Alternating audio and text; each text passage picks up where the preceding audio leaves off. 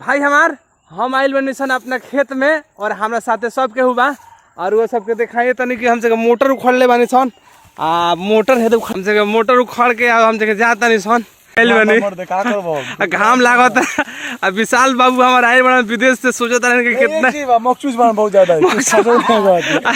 अपनी पंखा लगा में कहां पर पूरा एकदम टाइल्स वाला घर में ही रहो खिया के बढ़िया बढ़िया आदमी घर में ठंड बा सकता है कोना गैंग के आदमी है कोना गैंग के आदमी है और बढ़र के गाछ पर जतरे मारंते खेलतनी सन ओ तरी सब के तने एलजी चेक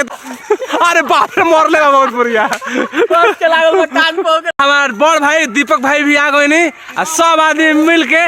आ जो रुका देले वालो खाइल